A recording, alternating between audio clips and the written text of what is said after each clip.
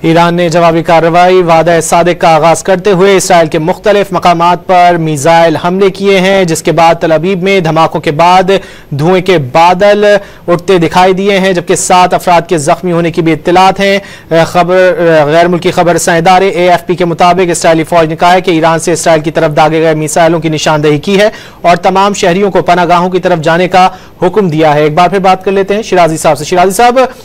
जिस तरह हम बात कर रहे थे रिजीम चेंज की कि अमेरिका चाहता है, इसराइल चाहता है कि रिजीम चेंज हो ईरान के अंदर, लेकिन अभी जो हम सूरत हाल देख रहे हैं दारुल हुकूमत तेहरान में लोग सड़कों पर निकले हुए हैं, जश्न का समा है, तो आप समझते हैं कि इतना आसान होगा वहां पर रिजीम चेंज? नहीं, देखिए जाहिर सी बात है, इसमें तो कोई शक नहीं है कि ईरान बहरहाल एक मुल्क है, एक टेंशन के नीचे जरूर है, पाबंदियों की वजह से उनकी मईशत बड़ी कमजोर है, उनके पास वो state of the art weaponry नहीं है, लेकिन बहरहाल वहाँ पे एक निज़ाम हुकूमत है, एक सिस्टम है वहाँ पे जो रन कर रहा है, और ये शाम के मुकाबले में एक मुख्तलिफ मुल्क है। ऐसा नहीं है कि बड़ा कमजोर मुल्क है, वहाँ का निज़ाम भी इतना कमजोर नहीं है, लेकिन जाहिर सी बात है आपने देखा होगा कि जब कल हमले हुए हैं इसराइल की जानिब से, उसके बाद इसराइली वज़ीर-ए-आज़म नेतन्याहू ने जो खिताब किया है उस खिताब में उन्होंने यही कहा है कि उनकी ईरानी अवाम के साथ कोई दुश्मनी नहीं है, उनकी तो इस निज़ाम के साथ जो वहाँ पे कायम है उसके साथ दुश्मनी है, वो उसको खतरा समझते हैं अपने लिए। तो निज़ाम से मुराद तो रिजीम है जो सब मौजूद है वहाँ पे, तो उन्होंने अपनी इंटेंशंस को बड़ा क्लियर किया, और आपने देखा भी है कि पहले मरहले में वजह यह है कि आप दिफाई तनसीबात को निशाना बनाते, आप जिनको खतरा समझते हैं कि आप उन मराकज को तबाह कर देते, जैसे कि मिस्र के अंदर किया गया था इसराइल की जानिब से 70s के अंदर के जब वहाँ पे रिएक्टर्स को तबाह किया गया था। तो यहाँ पे ऐसा नहीं किया गया, यहाँ पे दोनों काम किए गए। पहले मरहले में तो रिएक्टर्स को निशाना बनाया गया, लेकिन साथ में तेहरान के अंदर जो ईरान की मुसल्लह अफवाज की क़यादत है उसको एलिमिनेट किया गया। इनका पासदारान इनकलाब के कमांडर इन चीफ को वहाँ पे शहीद किया गया। तो इससे हमें अंदाजा होता है कि इसराइल की इंटेंशन है वो रिजीम चेंज की हैं। उनका ख्याल ये है कि अगर ये रिजीम वहाँ पे ख़त्म हो जाता है तो फिर ईरानी अवाम की बहुत बड़ी तादाद इसराइल के साथ दोस्ती चाहती है, इसराइल के साथ ताल्लुकात चाहती है, और रज़ा शाह पहलवी के दौर में जो है कि ये दोस्ती रही भी है, और इस दोस्ती के नतीजे में वहाँ पे बल्कि इंटेलिजेंस की तंजीमें हैं या हम कह सकते हैं कि इदारे हैं ईरान के अंदर, उनकी तरबियत भी मौसाद करती रही कि इसराइली खुफिया इदारे उनकी तरबियत करते रहे, तो माजी में तो उनके ताल्लुकात बड़े शानदार रहे हैं। तो वो इसीलिए इस रजीम को अपने लिए खतरा समझते हैं कि जो ईरान के लिए एटमी टेक्नोलॉजी का हसूल भी चाहता है वो अगर से अपने दिफा के, लेकिन वो समझते हैं कि अगर ईरान के पास ऐसी टेक्नोलॉजी आती है तो उससे सबसे बड़ा खतरा इसराइल को ही होगा। तो इसीलिए मेरा ख्याल में रजीम चेंज की कोशिश है, लेकिन उसका कामयाब होना ये यकीनी तौर पे बहुत बड़ा सवाल है। और जैसे हम पहले भी बात कर चुके हैं कि अगर से वहाँ पे जिद इनकलाब ताकतें मौजूद हैं और माजी में उन्होंने कोशिशें भी की हैं मुल्क के अंदर रजीम चेंज लाने की, लेकिन उनको बुरी तरह नाकामी हुई है। तो आप जाहिर सी बात है कि इसराइल की सपोर्ट भी साथ में ऐड हो गई है। तो देखते हैं कि इस जंग के दौरान ईरानी क़यादत किस तरह अपने मुल्क के दिफा को यकीनी बनाती है और अपने खिलाफ होने वाली जारियत को किस तरह रोकती है, उसी के ऊपर मुनहसर है कि क्या ये रजीम बाकी रहेगा या फिर इसके रुखसत होने के दिन करीब आ गए। शिराजी साहब, आपने बात की ना कि देखना होगा कि ईरानी क़यादत किस तरह से ये मुमकिन बनाती है, जैसे कि आपने अब से कुछ देर पहले भी इस्माइल हनिया की बात की थी कि गुज़िश्ता बरस इस्माइल हनिया को टारगेट किया गया था तेहरान में, और आज भी तमाम अहदाफ को खासतौर से क़यादत को चुनकर निशाना बनाया गया है। क्या देख रहे हैं, क्या समझते हैं ईरान की जो जंगी एक कैफियत है और ईरान का अपना सिक्योरिटी फेलियर, इंटेलिजेंस फेलियर नजर आ रहा है आपको? नहीं, यकीनन इसमें तो कोई शक नहीं है कि जिस तरह कहा जा रहा है कि इस दौरान गुज़श्ता माह इसराइल बड़ी तादाद में ड्रोन्स भी ईरान के अंदर स्मगल करके और वहाँ पे उनका लॉन्चिंग पैड बनाने में भी कामयाब हुआ है। तो ये तो फेलियर तो जरूर है, क्योंकि ईरान जैसा मुल्क एक हॉस्टाइल इन्वायरमेंट में रह रहा है, अमेरिका जैसा मुल्क उसका मुखालिफ है, उसका दुश्मन है, खित्ते में सबसे बड़ी फौजी ताकत इसराइल उसका सबसे बड़ा दुश्मन है। वो है कि उस खित्ते के अंदर ईरान के दोस्त ममालिक तो बहुत कम हैं, बल्कि ना होने के बराबर है। दुश्मनों की तादाद सबसे ज्यादा है नेबरहुड में। तो ऐसे में तो आपके मुल्क के जो इंटेलिजेंस के इदारे हैं उनको बहुत ज्यादा चौकस होना चाहिए। हर तरह उनको अपने मुल्क की सरहदों के दिफा को यकीनी बनाना चाहिए। मुल्क के अंदर जो रियासत मुखालिफ अनासर है उनके ऊपर बड़ी गहरी नजर रखनी चाहिए, लेकिन ये सब कुछ उनकी नजरों से ओझल होता रहा है। और फिर ये देखें कि उनकी जो फौजी क़यादत थी वो कितनी एक्सपोज थी। गोया कि मुझे लगता है कि पिछले एक हफ्ते से इस बात का इल्म हो चला था कि इसराइल हमला करने जा रहा है, लेकिन इस दौरान उन्होंने अपनी मुल्क की फौजी क़यादत को किसी महफूज मकाम पे जाने के लिए नहीं कहा। अमूमन होता है कि आप लीडरशिप से कहते हैं कि आप अब मखसूस इन्वायरमेंट में चले जाएं, बंकर में चले जाएं, कैमोफ्लेज में चले जाएं, ताकि जो आपको महफूज बनाया जा सके। क्योंकि आपको पता है किसी मुल्क की फौज का हौसला उस वक्त पस्त पड़ता है जब उस मुल्क की फौज की क़यादत को आप एलिमिनेट कर देते हैं। तो अब जब तमाम फजाइया, नेवी और बड़ी अफवाज के कायदीन की वहाँ पे शहादत हुई है, तो आप इससे अंदाजा लगाएं कि इससे जो ईरानी फोर्सेस का मोराल है वो कितना डाउन हुआ होगा। और ये एक बड़ा खतरनाक मैसेज आता है फोर्सेस को कि जब उनकी टॉप लीडरशिप महफूज नहीं है तो इसका मतलब है कि फिर कोई भी महफूज नहीं है। तो हम समझते हैं कि ईरान को इस हवाले से जरूर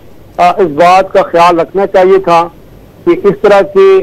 हमलों में इतनी आसानी से उनकी फौजी क़यादत या उनकी अहम तनसीबात को निशाना न बनाया जा सके। और शिराजी साहब, ये भी इत्तलात थी कि फौजी क़यादत एक जगह पर मौजूद थी सब। जी, अगर ये ऐसा है तो ये तो बिल्कुल ही बहुत ज्यादा ब्लंडर मैं ऐसे कहूंगा कि आप अपनी मिलिट्री क़यादत को किसी एक जगह पे मुश्तमिल कर दें, वहां पे बिठा दें और आप दुश्मन को मौका दें कि वो एक ही हमले में आपकी क़यादत को इस तरह एलिमिनेट कर दे। तो मैं समझता हूँ कि ये तो बहुत गलत बात है। और आपको याद होगा कि पासदारान इनकलाब के जो सरबराह पहले थे कासिम सुलेमानी साहब, गोया कि वो भी इराक के अंदर इसी तरह अमरीकी ड्रोन हमले में शहीद हुए थे। तो उस वक्त भी जो सिचुएशन थी बड़ी टेंस थी और इत्तलात ऐसी मौजूद थी कि किस तरह गोया कि ईरान के जो प्रॉक्सीज है उनको हैंडल करने के लिए अमेरिका मनसूबाबंदी कर रहा है। तो मेरा ख्याल है कि इस बात को ध्यान में रखते हुए उनको भी इतनी ओपनली फ्री मूवमेंट नहीं करनी चाहिए थी, लेकिन उन्होंने की तो उसका फिर खमियाजा ईरान को भुगतना पड़ा। और उसके बाद फिर कंटिन्यूएशन में ईरानी अहदाफ को मुसलसल निशाना बनाया जा रहा है, लेकिन फिर ईरान ने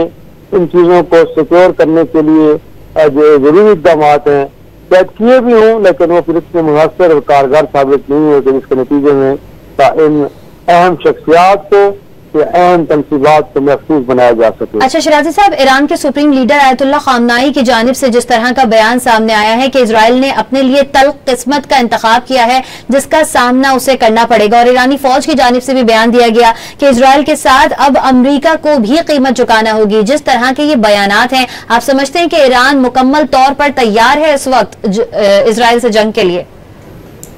देखिए, गुज़श्ता बरस अक्टूबर में भी हमें इसी तरह की स्टेटमेंट ईरान की स्पिरिचुअल लीडर की जानिब से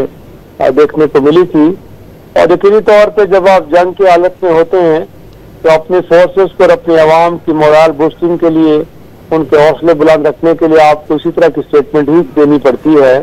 लेकिन अमलन देखा जाए तो मेरा ख्याल है वो पिछला साल हो या फिर अब जो एपिसोड हो रहा है, अभी तक तो हमें लग रहा है कि इस जंग के अंदर इसराइल का पलड़ा जो है वो काफी हद तक भारी नजर हमें आ रहा है। और उसमें ईरान साहब पलड़ा तो भारी नजर आ रहा है। अभी कुछ देर कबल तक 7 इसराइलियों के जख्मी होने की इत्तला थी जो कि अब 15 तक पहुंच चुकी है। जी बिल्कुल, वो तो हम पहले भी बात कर चुके हैं कि बहरहाल इसराइल के दिफाई निज़ाम को कहीं डिसीव करके और ब्रीच करके ईरान इस काबिल हुआ है कि तेल अवीव के अंदर वो उनकी फौजी तनसीबात हो या दीगर इलाके उनको हिट करने में कामयाब हुआ है। और ये देखना ये है इसके बाद के भी कुछ राउंड इस तरह के होते हैं कि जिनके अंदर ईरान इसी तरह की स्ट्रेटजी के साथ फिर एक अटैक करता है। और जैसे बताया गया है कि उनके 2 त्यारे भी कि जो ईरान के अंदर हमले की नीयत से गए थे उनको भी मार गिराया गया है, पायलट की गिरफ्तारी भी अगर हुई है तो इससे हमें अंदाजा होता है कि बहरहाल कहीं ना कहीं ईरान अपनी जो मिलिट्री माइट है उसका इजहार कर रहा है। अच्छा शिराजी साहब, ईरान की जानिब से कहा गया था कि अमरीकी एयर बेसिस को निशाना बनाया जाएगा अगर इसराइल की जानिब से हमला किया गया, लेकिन अभी तक हमने ये नहीं देखा कि किसी अमरीकी एयरबेस को निशाना बनाया गया हो। तो क्या समझते हैं आप, क्या ईरान जो है वो अभी स्टिल चाह रहा है कि अमरीका के साथ मुज़ाकरात आगे बढ़े? मुज़ाकरात तो शायद एतवार का दिन मुकर्रर था और अभी तक तो हमें लग रहा है कि वो शायद मुमकिन ना हो पाए, क्योंकि डोनाल्ड ट्रंप साहब अपनी टर्म्स के ऊपर इन मुज़ाकरात का नतीजा चाहते हैं। और इसका मतलब ये है कि आप ईरान को इस बात पे मजबूर कर दें कि वो अपने आयतनी प्रोग्राम से दस्तबरदार हो जाए। तो ऐसे में कि जब इतने डैमेजेस सह चुका है ईरान, तो मैं नहीं समझता कि वो अब इस बात पर राजी होगा कि वो अमेरिका की शराइत के ऊपर इस मुआहदे को एक तरह से उसकी तकमील चाहेगा। तो मुज़ाकरात के इम्कानात तो मुझे आगे बढ़ते कम ही नजर आ रहे हैं, लेकिन जो अमरीकी अड्डों को या अहदाफ को निशाना बनाना मेरे ख्याल में टू अर्ली। अभी तो देखा जा रहा है कि ईरान के खिलाफ जो इसराइली ताकत है वो किस लेवल पे जाती है, अगला लेवल उसका क्या है। और इस दौरान अगर फिर ईरान की जानिब से कोई सरप्राइज मिलता है तो मुझे लगता है कि उसके बाद अगर अमेरिका की जानिब से बराह रास्त इंटरवेंशन होती है इस जंग में, तो फिर हम इस बात का कभी इम्कान रखें कि ईरान की जानिब से इस खित्ते के अंदर अमरीकी जो के मराकज हैं या उनके जो अड्डे हैं उनको निशाना बनाया जा सकता है। आपको मालूम है कि इराक के अंदर भी उनके अड्डे मौजूद हैं, जो है कि उनको वहाँ पे या कुवैत हो या फिर सऊदी अरब। तो देखिए मेरे ख्याल में जब जंग होती है तो फिर आपको लगता है कि आपके दुश्मन का जो भी हलीफ है वो भी आपके दुश्मन तस्वर होता है।